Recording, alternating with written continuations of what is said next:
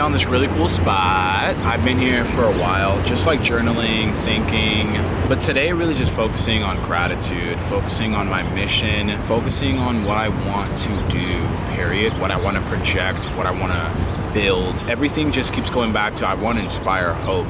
There has to be a clear purpose, right?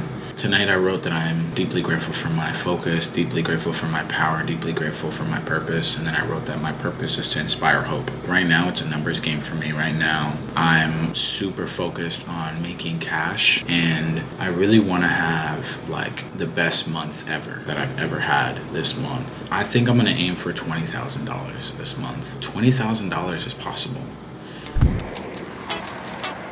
Good morning. Today's November 1st, first day of my birthday month. Right now, I am headed to Canada to film with a client. I'm excited to document this month. This month is gonna be huge. October, I did a pretty crazy goal. I hit $20,000, and this month I'm going for 30. So I wanna document, show you guys what I'm up to. Right now, I'm headed to Canada, about to head into my Uber, regular. Hi for Sandy. All right, so here I am with my favorite client, Jason. Me? Yeah. Me? We are here in Canada. I'm trying to vlog. Montreal. It's always cloudy here for some reason. Every time I come, supposedly it was sunny yesterday. I am going to start vlogging so I can show my clients the importance of vlogging on YouTube. Jason, do you see yourself in the near future starting a vlog on YouTube? If I can find a good videographer. Oh, why can't you just do it yourself? Good point. Fired. We are with Ellie.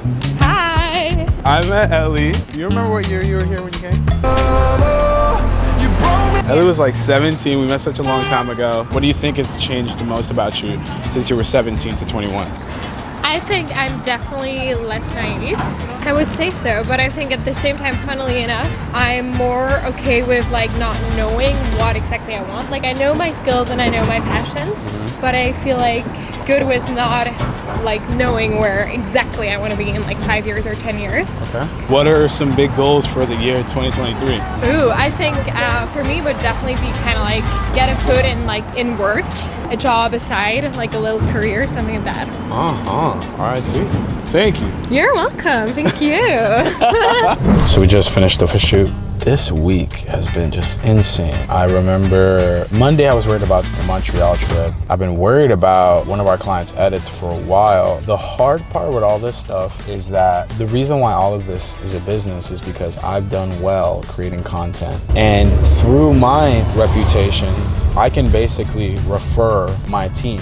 Like, hey, my team can handle it and I'll oversee it. The problem now is having a team that can effectively deliver on what I'm able to deliver on. And the reason why that's hard is because my team, individual team members, are not as passionate as what I'm building. And that makes sense because like that's impossible. They're not gonna be as passionate as I am. I taught myself all this stuff. I learned it all at the speed that I did, at the year that I did, because I'm very passionate about it. So if you imagine a thermometer kind of thing, it's like filling up and down, but that thermometer is from 0 to 100%. I can focus on them and get it up to 90%. As I step away and focus on other things, if I'm not there managing them, that might get lower and lower and lower and lower. And since I've just now started all this, it's very hard for me to even tell when it's going down. This past few weeks has been just so insane in terms of like managing responsibilities, managing fires, at the same time doing stuff like this. I still am working in the business. I still have to go and shoot and be the videographer. So like I was in Canada on Tuesday. Today we're shooting in Brooklyn. Next week, and like as I'm shooting with this client, I'm like texting people that I'm trying to hire and interview later today. But at the same time, also texting a client about the shoot we're gonna do in Texas next week. But also thinking about the fact that I have to put a presentation together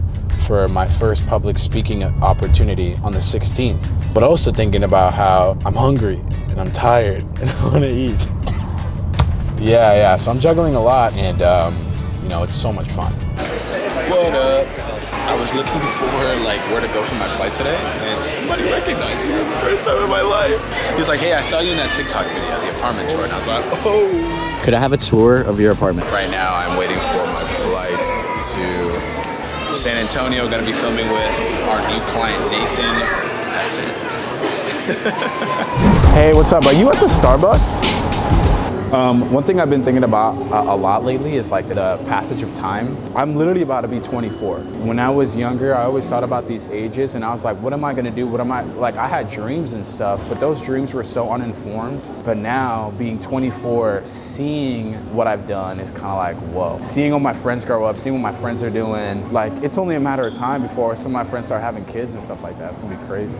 Dude, your slide deck looks good. Thank you. I'm impressed. I'm like, no, it made me put a couple of pictures online.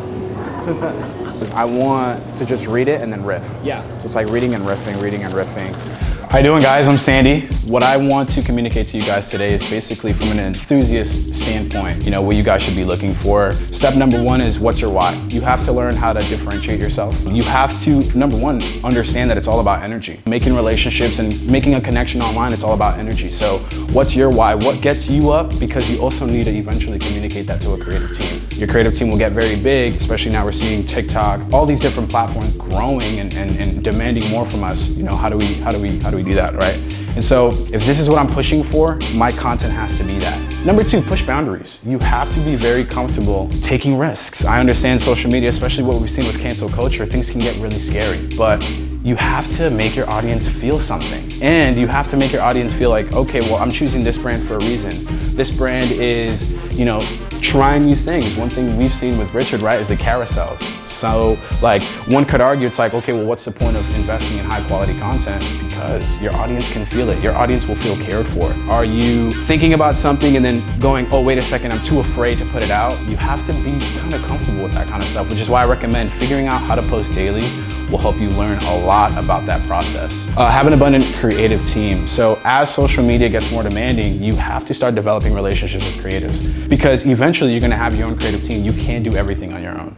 Graphic designing, copywriting, all these different things. You have to trust somebody to do it. And I know it's getting more complicated, obviously working with Gen Zers, but it's just something we have to figure out. We have to figure out how to let them take the reins and let them do their job. It's all about, again, connections and relationships. So think about your story, think about how you can communicate those emotions and really live by those ideals, but you are the leader. And so it's very important to have a clear understanding of your why, to have the ability to push boundaries so you stay exciting, and to also have a creative team that you trust and is always keeping you at the front, always keeping you industry leading. Yeah. I don't know if that was 10 minutes. Yeah, there you go.